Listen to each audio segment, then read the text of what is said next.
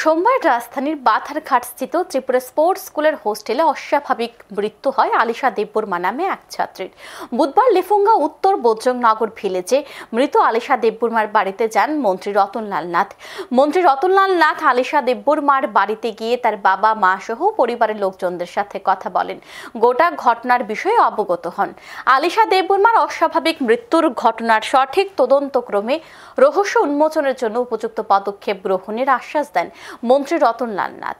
পাশাপাশি মৃত আলিশা দেববর্মার পরিবার পরিজনদের সমবেদনা জানান।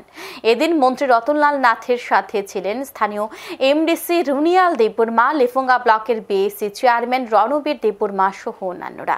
এক সাক্ষাৎকারে মন্ত্রী রতনলাল নাথ এই বিষয়ে কি বলেছেন শুনবো একবার।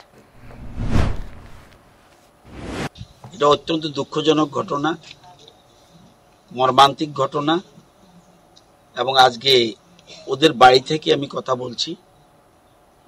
ওনার একমাত্র সন্তান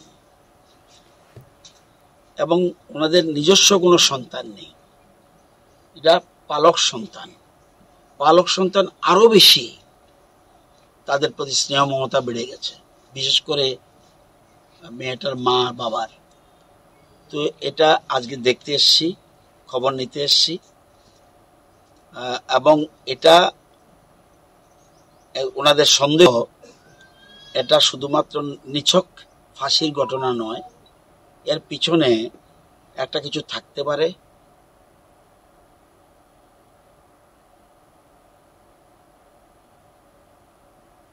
তিনি আশা ব্যক্ত করেন আলিশার মৃত্যুর আসল রহস্যের উন্মোচন হবে। এখন সময় বিরতি, সঙ্গে থাকুন।